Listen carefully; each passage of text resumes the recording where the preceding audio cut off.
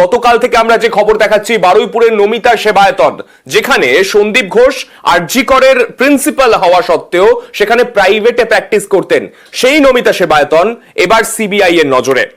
সন্দীপের ঘোষের প্রাইভেট প্র্যাকটিসে সিবিআই নজর।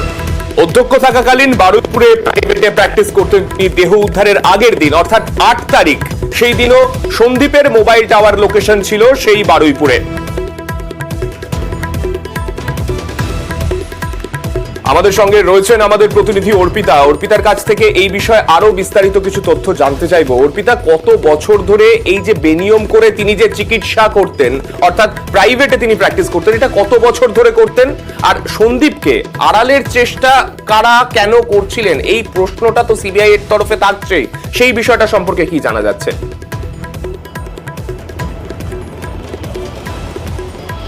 দেখো, সিবিআই সূত্র থেকে খবর, এবার কিন্তু বারুইপুরের স্টেশন সংলগ্ন এই নমিতা সেবায়তনের কর্তৃপক্ষের ভূমিকা। তার কারণ কত বছর ধরে সন্দীপ ঘোষ সেখানে তিনি প্র্যাকটিস করতেন প্রাইভেটে, এবং এই একজন সরকারি কলেজের যিনি অধ্যক্ষ এবং চিকিৎসক, তিনি কি করে বেনিয়ম করে সেখানে তিনি বসতেন, এবং তাতে তাকে মদত দেওয়ার জন্য সমস্ত রকমভাবে ধামাচাপা দেওয়ার চেষ্টা করছিল বা আড়াল করার চেষ্টা করছিল এই কর্তৃপক্ষ। ফলে সিবিআই এর রাডারে এবারে কিন্তু নমিতা সেবায়তনের কর্তৃপক্ষদের ভূমিকা। তার কারণ তোমাকে জেনে রাখি যে সিবিআই সূত্র থেকে খবর, সন্দীপ ঘোষের যে মোবাইলের টাওয়ার লোকেশন, যেদিন নির্যাতিতার দেহ উদ্ধার হয় অর্থাৎ 9ই আগস্ট, তার ঠিক আগের দিন অর্থাৎ 8ই আগস্ট এই বারুইপুর স্টেশন সংলগ্ন এলাকাতেই সন্দীপ ঘোষের মোবাইলের টাওয়ার লোকেশন মিলেছে, তেমনটাই সিবিআই সূত্র থেকে খবর। শুধু তাই নয়, টানা কয়েক মাস যদি অবজারভেশন করা যায় তাহলে সিবিআই সূত্র থেকে খবর যে মোবাইলের টাওয়ার লোকেশন মাঝে মধ্যেই কিন্তু বারুইপুরে মিলেছে সন্দীপ ঘোষের। ফলে সন্দীপ ঘোষ যে বারুইপুরে যাচ্ছিলেন সেই ব্যাপারে একেবারে নিশ্চিত গোয়েন্দারা, কারণ তার যে মোবাইলের টাওয়ার লোকেশন, সেই টাওয়ার লোকেশনের সূত্র ধরেই কিন্তু এটা স্পষ্ট সিবিআই এর দাবি যে তিনি বারুইপুর স্টেশন সংলগ্ন ওই জায়গাতেই তিনি যেতেন।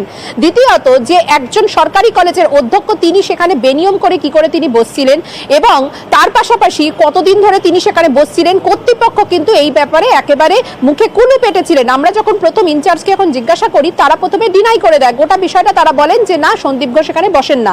কিন্তু যখন আমরা বলি যে পুরনো লেফট প্লেটে তার নাম রয়েছে, প্রেসক্রিপশন রয়েছে, সেই প্রেসক্রিপশন 16ই মের একটি প্রেসক্রিপশন তার সম্পর্কে যখন বলা হয়, তখন তারা বলেন নাকি 15 বছর আগে নাকি তিনি বসতেন। কিন্তু প্রশ্ন হলো এখানেই যে চলতি বছরের দুটি প্রেসক্রিপশন, একটি 16ই মের যেটি আমরা প্রথম আগে পাই, এবং দ্বিতীয়টি হলো ঠিক যেদিন নির্যাতিতার দেহ উদ্ধার হয় তার ঠিক আগের দিন অর্থাৎ 8ই আগস্ট বিকালেও কিন্তু সন্দীপ ঘোষ তিনি বসেছিলেন ওই বারুইপুরের নমিতা সেবায়তনে। ফলে তিনি কতক্ষণ সেখানে তিনি বসেছিলেন, এবং এই যে কর্তৃপক্ষ যে আড়ালের চেষ্টা করছে সন্দীপ ঘোষকে, সেটা কেন, এর পেছনে কি উদ্দেশ্য রয়েছে, কতদিন ধরে সেখানে বসছিলেন, কত করে তিনি ফিস নিতেন, এবং শহর থেকে কিছুটা দূরে কেন? গোয়েন্দারা যেটা মনে করছেন যে শহরে বসলে সেক্ষেত্রে সবার কিন্তু চোখে পড়তে পারে, সেই কারণেই বারুইপুর স্টেশন সংলগ্ন, যা কিনা শহর থেকে কিছুটা হলেও দূরে, সেখানে বসলে, এবং যেখানেই তিনি বসতেন অর্থাৎ প্রাইভেটে তিনি প্র্যাকটিস করতেন, সেখানে কার্যত কিন্তু একটি ঘুপছি গলির মধ্যে একেবারে দোতলায় একটি ছোট্ট ঘর। ফলে সেখানে কারো চোখ যাবে না বা কেউ কিন্তু সন্দেহ করবে না। আর সে কারণেই নিজের প্রেসক্রিপশনে তিনি লিখতেন ডক্টর এস ঘোষ, এবং সেখানে কোনো রেজিস্ট্রেশন নাম্বার ছিল না। অর্থাৎ পুরোটাই যে তিনি বেনিয়ম করে যে তিনি প্রাইভেটে প্র্যাকটিস করতেন, সেই সম্পর্কে যেমন অবগত সন্দীপ ঘোষ, তেমনি নমিতা যে সেবায়তন তারাও কিন্তু একেবারে অবগত। সেই কারণেই কি সন্দীপ ঘোষকে আড়ালের চেষ্টা তারা করছিলেন? কারণ আমরা যখন কেস করি তখন কিন্তু সেখানে দেখা যায় যে কর্তৃপক্ষ বারবার বিভিন্ন রকম তারা মিথ্যে অভিযোগ তারা করছেন। তারা এই প্রশ্নটাই অবশ্যই থেকে যাচ্ছে, ঠিক কি কারণে তারা তাকে আড়াল করার চেষ্টা করছিলেন, সেই প্রশ্নই অবশ্যই উঠছে। অনেক ধন্যবাদ তোমায় অর্পিতা। আরজি করের প্রাক্তন অধ্যক্ষ সন্দীপ ঘোষ, তার বিরুদ্ধে প্রথম থেকেই ভুরি অভিযোগের পাহাড়ে সন্দীপ ঘোষ। 2রা সেপ্টেম্বর দুর্নীতির অভিযোগে সন্দীপ ঘোষকে গ্রেফতার করে সিবিআই। ইতিমধ্যেই তার বিপুল সম্পত্তির হদিশ মিলেছে। এবার প্রকাশ্যে সন্দীপের আরো কীর্তি। অভিযোগ, সরকারি হাসপাতালের চিকিৎসক এবং আরজি করের অধ্যক্ষ হয়েও তিনি প্রাইভেট প্র্যাকটিস করতেন। প্রতি বৃহস্পতিবার রোগী দেখতেন বারুইপুরের নমিতা সেবায়তনে বসা ডাক্তারদের তালিকার এই লিফলেটটা দেখুন, জলজল করছে সন্দীপ ঘোষের নাম। উনি যেখানে আসতেন বৃহস্পতিবার করে ওদের লিস্টে ছিল। মানে কোথায় বসতেন উনি? নমিতাতে। এবার দেখুন প্রেসক্রিপশনে কি লেখা। চিকিৎসকের নাম লেখা এস ঘোষ, নেই কোনো রেজিস্ট্রেশন নাম্বার, যদিও প্রেসক্রিপশনে ডাক্তারের রেজিস্ট্রেশন নাম্বার থাকা বাধ্যতামূলক। খোঁজ খবর নিতে নিউজ 18 বাংলার প্রতিনিধি ঢোকেন নমিতা সেবায়তনে। আপনাদের এখানে প্রেসক্রিপশন যেটা সেই প্রেসক্রিপশন তিন ব্রাঞ্চে বসছেন না, আমাদের আরেকটা ব্রাঞ্চ আছে রেলগেটের ব্রাঞ্চে, ওখানে আগে রেলগেটের ওখানে বসতেন। বিষয়টি পরিষ্কার করতে নিউজ 18 বাংলা পৌঁছে যায় দ্বিতীয় ইউনিটে। বলছি ম্যাডাম, এই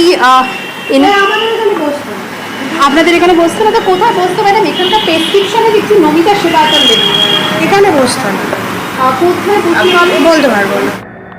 ধন্দ কাটাতে যোগাযোগ করা হয় সংস্থার ইনচার্জের সঙ্গে।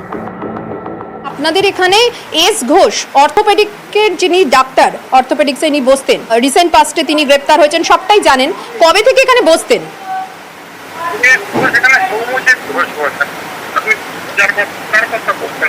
কিন্তু আপনাদের যে দ্বিতীয় ব্রাঞ্চ, সেখান থেকে বলা হলো যে সন্দীপ ঘোষ এখানে বসতেন।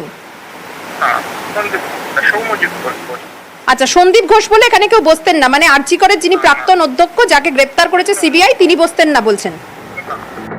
প্রথমে অস্বীকার করলেও পরে আজব দাবি নমিতা সেবায়তনের ইনচার্জের। কিন্তু এখানে যে প্রেসক্রিপশনটা, সেখানে যার প্রেসক্রিপশন, তার থেকে ভেরিফাই করা হয়েছে যে তারা কিন্তু বলছেন অন্য কথা, মানে সন্দীপ ঘোষ এখানে কখনো বসতেন না।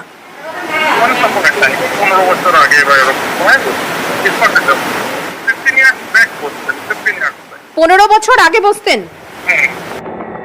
এখানেই অনেকের প্রশ্ন, 15 বছর আগে বসলে প্রেসক্রিপশনে কিভাবে চলতি বছরের মে মাসের তারিখ দেওয়া?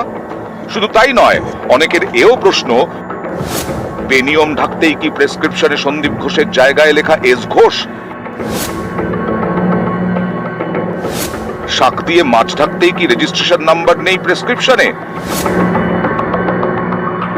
স্থানীয়দের অনেকে বলছেন, আরজি করের ঘটনার পর ডাক্তারদের নামের তালিকার লিফলেট বদলে ফেলেছে বারুইপুরের নমিতা সেবায়তন, তাই তাদের নতুন লিফলেটে নেই সন্দীপ ঘোষের নাম। ক্যামেরায় খোকন দাসের সঙ্গে অর্পিতা হাজরা, নিউজ 18 বাংলা।